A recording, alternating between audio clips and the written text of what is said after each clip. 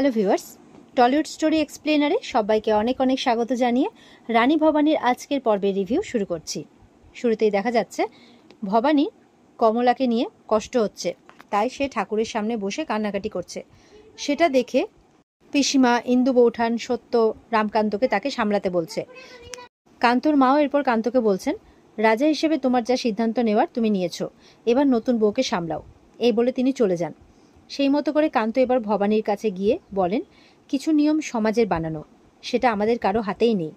ভবানী বলে, আপনি তো রাজা, চাইলে আপনি নিয়ম বদলে দিতেও পারেন। আজকে যদি একইভাবে স্ত্রীদের মরণে স্বামীদের মরতে যেতে বলা হতো, তাহলে কজন যেত আমিও দেখব। আমি আপনাকে যতদিন চিনেছি, আপনিও নিয়ম মন থেকে এই নিয়ম মন থেকে মেনে নিতে পারবেন না। আর আপনি যেখানে মেয়েদের এতটা সম্মান করেন, সেখানে আপনার রাজত্বে মেয়েদের এই দুর্দশা কেন হবে বলুন? রামকান্ত তখন ভবানীকে বলছে, আমি তোমার মনের অবস্থা বুঝতে পারছি। সমাজে ব্যবস্থার বিরুদ্ধে কি অত সহজে যাওয়া যায়? তুমি বুঝতে পারছো আমি কি বলতে চাইছি? সমাজ ব্যবস্থার বিরুদ্ধে কিন্তু অত সহজে যাওয়া যায় না। তুমি শুধু মেয়েদের কষ্ট দেখছো, কিন্তু আমাকে তো সবটা দেখতে হয়।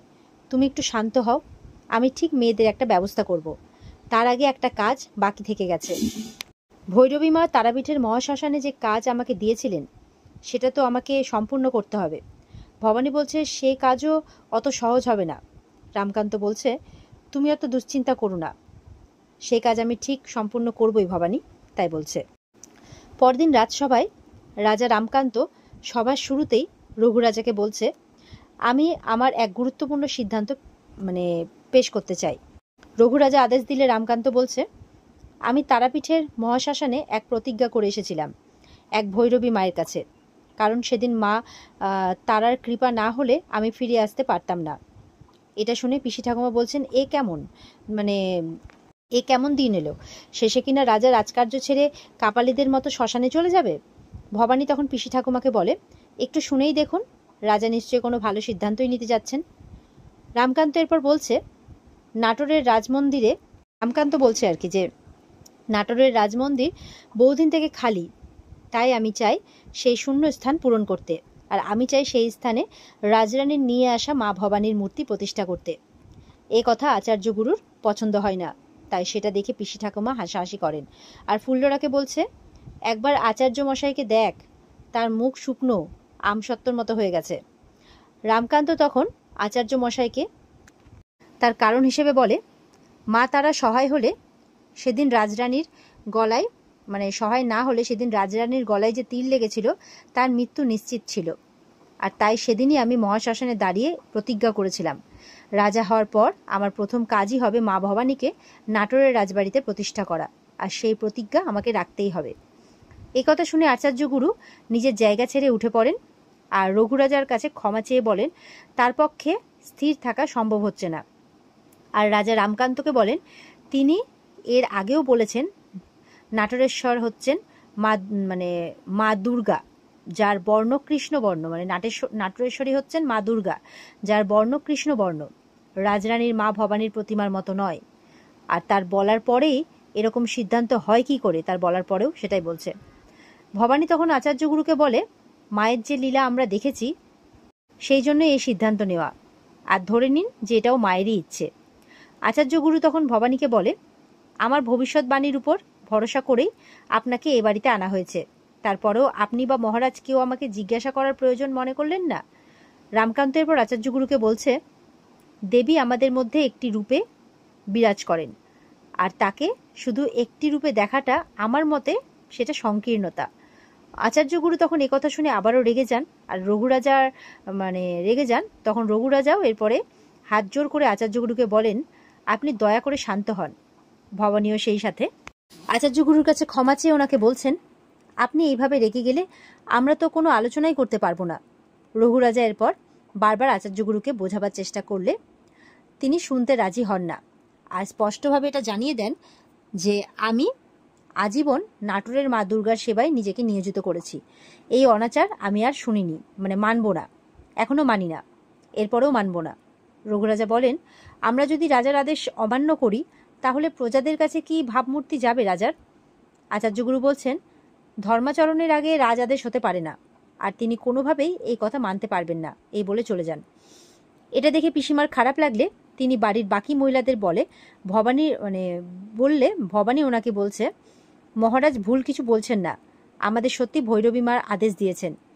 আচার্য গুরু রাগ করার মতো গুরু যেহেতু রাগ করে বেরিয়ে গেছেন এইভাবে, তাই এটা দেখে পিসি ঠাকুমা ছিচি করছেন আর রঘুরাজাকে প্রশ্ন করছেন, রাজার কথায় যে আচার্য মশাই রাগ করে বেরিয়ে গেলেন, এটা কি ঠিক হলো? রঘুরাজা তখন ওনাকে বলছেন, রাজা যখন কথা বলেন তখন সেটা আমাদের শোনাটাই উচিত, আর এখন আপনার কিছু না বলাটাই ভালো। এরপর রামকান্তের কথা মতো ঘোষণা করে ফেলেন, নাটোরের রাজমন্দির আর শূন্য থাকবে না, সেখানে আমাদের রাজরানীর আরাধ্যা মা ভবানী সসম্মানে থাকবেন। ভবানী এরপর মনে মনে বলছে, রাজা হওয়ার পর রামকান্ত তার শপথ রাখলেন, কিন্তু আচার্য গুরুর এরপরে চলে যাওয়াটা ঠিক হলো না, কি করা যায় বলো তো মা ভবানী?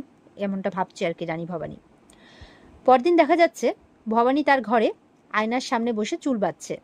হঠাৎ রামকান্ত তার পেছনে এসে দাঁড়ায়। ভবানী ওনাকে আয়নায় দেখতে পেয়ে পেছন ফিরতেই তার চুলগুলো গিয়ে রামকান্তর মুখে লাগে।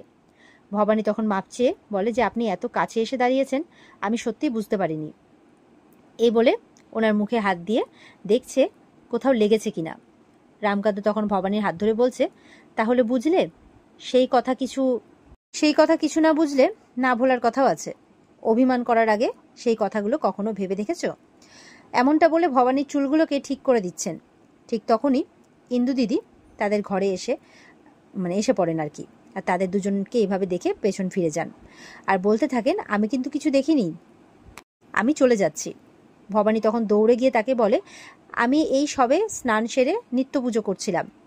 তাই ইন্দু দিদিও তখন ঠাট্টা শুরু করে বলেন, দেখলাম তুমি নিত্য পুজোই করছিলে, কিন্তু মা ভবানীকে না, নিজের স্বামীকে। রামকান্ত তখন তার বউঠানে ঠাট্টা করা দেখে তাকে বলে, আপনার আরেকজন সঙ্গী কোথায়? ঠাট্টার শিবমণি সত্যনারায়ণ।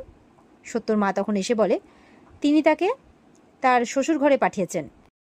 এরপর পিসিমা সত্যর মা কান্তকে বলছে, তিনি শুনলেন কালকের ঘটনার পর আচার্য গুরু সারা রাত ঘুমননি।